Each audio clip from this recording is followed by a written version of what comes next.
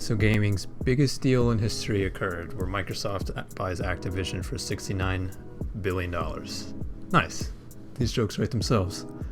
Microsoft just absorbs some of the biggest titles in history, and we're at the forefront of reconstructing Activision as a whole, repairing the company in shambles from the lawsuits, greedy practices in their games. So how will this deal affect the gaming industry as a whole, and where does Activision really go from here?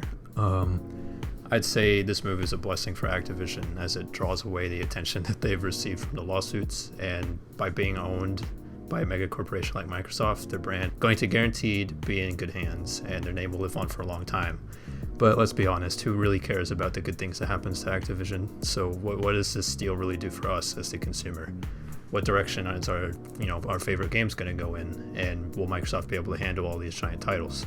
Alright, so good news about this is that Microsoft has had issues in the past that Activision has kind of went through, and they've been slowly learning and repairing from them over time. Microsoft is focused on short-term success they were focused on short-term success for a long time, and they destroyed many of their developing teams that they owned. And Microsoft Gaming is right now the third best industry behind Sony and Tencent. With this acquisition, they feel like they can break through to the top, or at least past Sony in the gaming market. And if they are dedicated to this, I feel like we might be seeing improvement in Activision's games that we are playing so far. And there's really little reason to doubt their ability to do this so far. While Sony has been focused on single-player exclusive titles, Microsoft's been making moves towards the multiplayer market, with their latest success being Halo Infinite. But they have also enormous titles like Minecraft. They also revived Age of Empires, and they have the entire Elder Scrolls lineup. So they have the experience in the genres that Activision currently owned, like MMORPGs, competitive first-person shooters, top-down RTS games, and their single-player games are not too bad either. This acquisition also indirectly helps their own diversity in the gaming industry because of all the PC titles that they just received. In a market of chip shortages, console scalpers, they also now have a new roster of games that work across multiple generations of PCs, and more people will have access to these games in general. Microsoft can seamlessly transition into Activision's games because of this, and they can potentially make improvements on the way. And hopefully they will just create something good. We'll worry about the money when it comes down to it. The merger will also place Activision in the pool of other large game developers that Microsoft currently owns. Before this, Activision needed WoW and Overwatch, their other games, to carry their company, but now, while the working pressure will be released because they can be carried by the other Microsoft teams.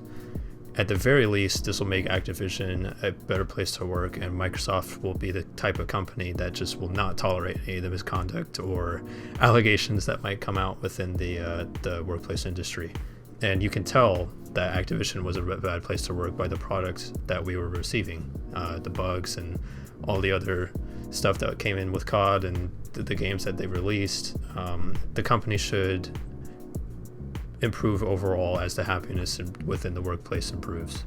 So now this is where things kind of get tricky, because they have to replace the teams, the bad eggs that were in Activision, and how are they going to interject their philosophy in the current games that are half developed right now, like Overwatch 2, Diablo 4.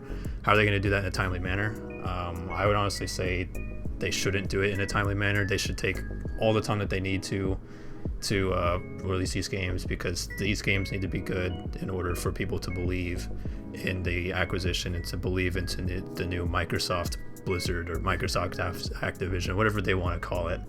And I honestly think that they are taking a risk with this acquisition at the same time, because they are jumping into the multiplayer market by doing this. And I honestly think it's a really good idea, because it kind of separates them from Sony in a way where Sony is more focused on single player exclusive titles on their consoles, whereas Microsoft has acquired all the big multiplayer games like WoW, COD, and even Overwatch. I feel like Sony might not have been as capable of doing this because their lack of experience within these industries, and Microsoft has already been with Elder Scrolls, so they can kind of work on WoW and MMORPGs, and they have the Halo experience, so they could work on COD, and they know the things that work well. and I'm pretty sure that they'd be the best in making improvements in these games themselves. But this could also go very poorly because Microsoft has to deal with the burden that is cheating. And we all remember that Activision was absolutely horrible when it came to dealing with cheating and exploits within the game. And it was really their own fault too, because they left a lot of exploits in their games for weeks without being attended to, and everybody just abused it and got sick of it. So Microsoft is going to have to develop a strong anti-cheat team, anti-cheat system, and it's going to cost a lot to upkeep that, and it'll take away from the resources needed to make a lot of the games better, a lot of their own games, along as the ones that they are acquiring as of right now.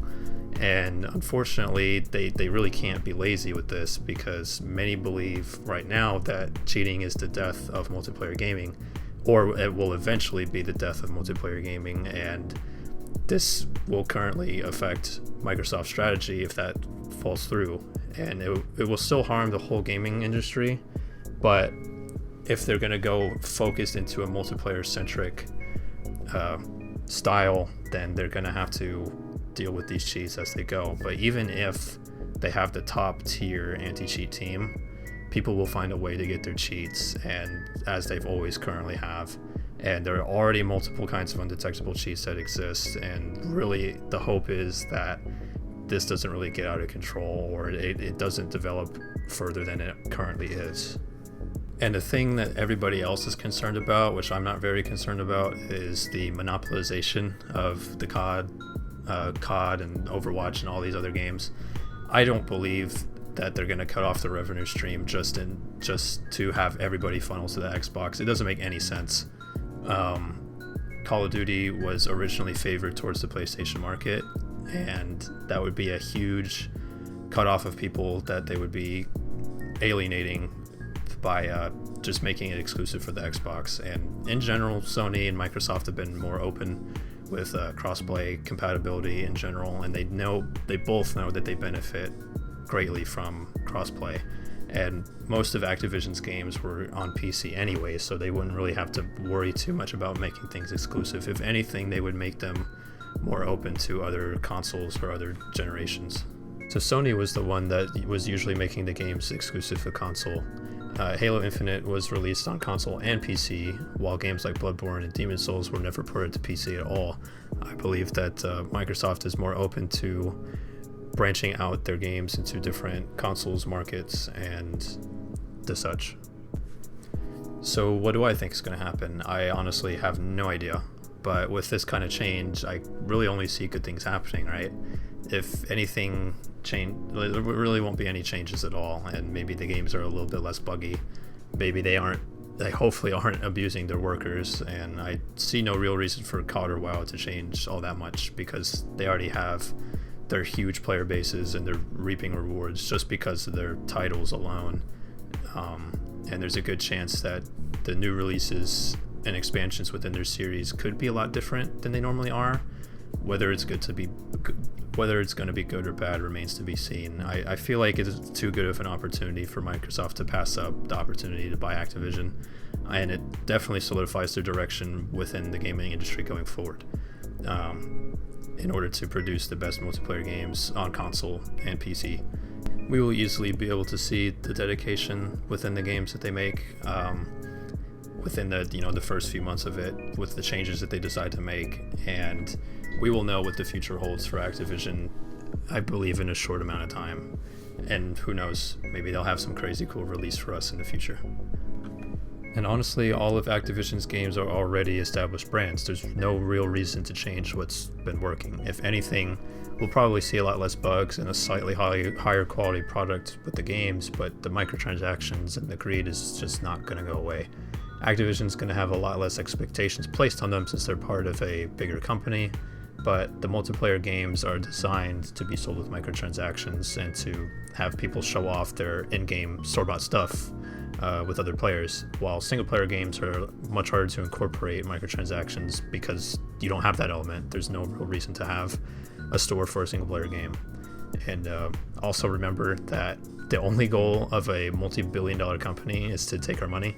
So why would we really expect that many changes to happen? I think it's just going to be the same story, different day.